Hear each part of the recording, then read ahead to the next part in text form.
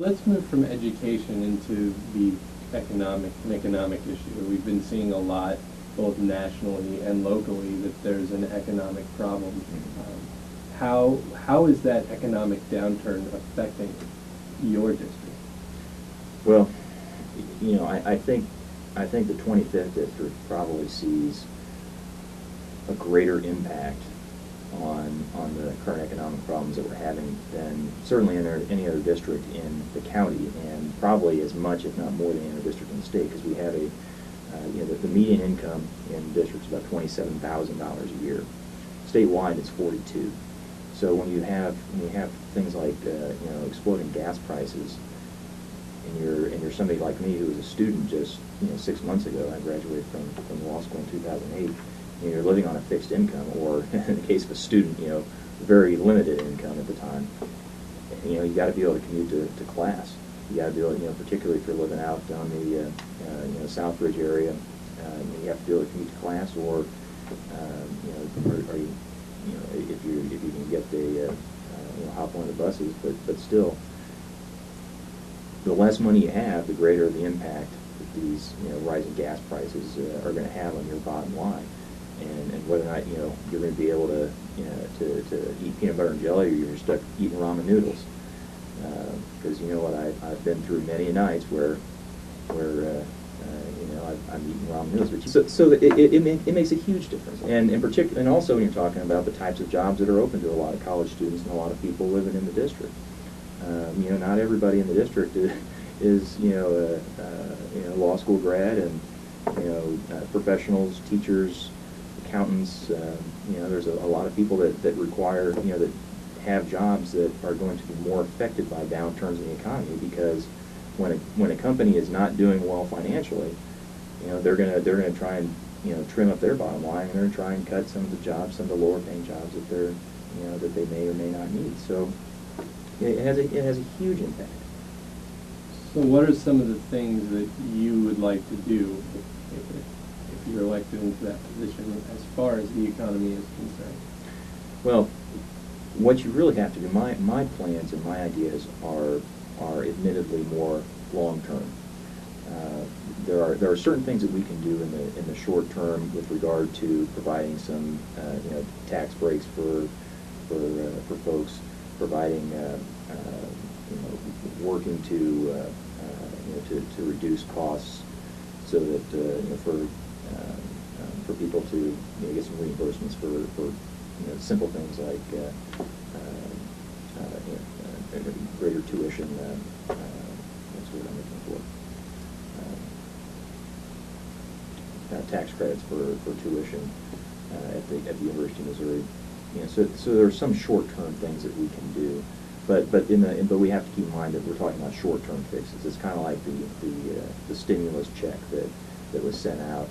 Now, that's a short-term fix, and obviously that's at a much larger national scale, but that's not going to solve the ultimate question. What we have to do is focus on providing incentives for people to start small businesses, to invest in workers, to invest in training their employees for new jobs, and a lot of that is going to be providing again tax breaks and tax incentives for people who are willing to take those chances.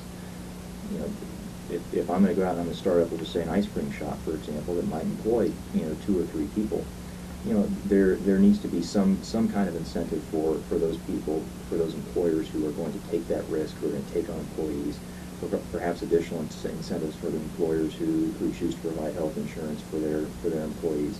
Things that will be short term to get the businesses started, to bring the economy of Boone County and keep it strong and keep it based on small business, and providing the kinds of good paying jobs that are going to be there for the long term. That's one part. The other part is, I think you can also look at some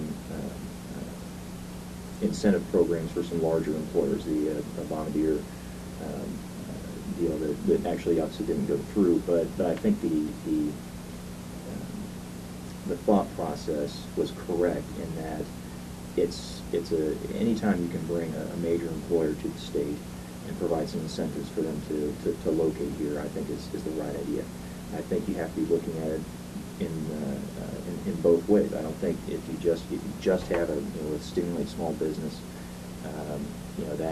that's obviously the backbone of the economy, but you need a part of that. But again, that's pretty short term. So you also need to be looking at some of the larger employers and trying to get them to locate to Missouri. So it's kind of a twofold approach to making sure that we have good quality jobs. And of course, the education opportunities is I've already talked a lot about that. That's just kind of to me, that's just a no-brainer. But it goes without saying that you work to provide good job training opportunities for everybody to attend college, who wishes to attend college, or trade schools, and provide those services to people who want to learn new skills and become more marketable. All right. Is there anything else that I haven't asked you that you'd like to talk about? I would say the one other thing that I think is very important to mention. I'm very concerned about the current problem of crime that we're having in Columbia, and it might just be because I talk to people that come here from Chicago, and I think they've had something like 322 murders or something like that in Chicago. So to people who come here from outside of Columbia, it's they kind of laugh at me when I say this, but I grew up here, lived my whole life here, and every night I look in the paper and there's another crime taking place, and those are just the ones that are being reported, not even the ones that are occurring that don't make the papers. And there is a real Columbia is in danger of losing some of its small town I guess innocence is a good way to put it, because of an increase in crime problem, and something's got to be done about that. And I think what we have to do, what we can do in Jefferson City, is we've got to look at ways to provide for some block grants for local law enforcement, so that Columbia Police Department, Boone County Sheriff's Department, can they have their needs, and they can just say, okay, this is what we want to do. We want to hire more cops. We need more technology. We need a new computer database to track some of the problems that are going on in the city right now. This is what we need, and then the legislature can look at that and say, okay, yeah, we can provide the funding for that.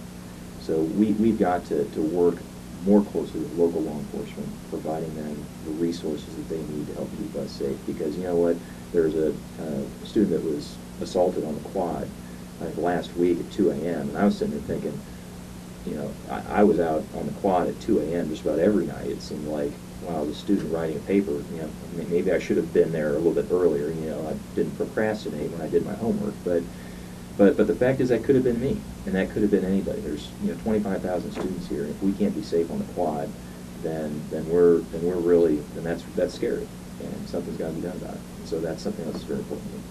All right, thank you for joining me. I really appreciate you coming in. Thank you.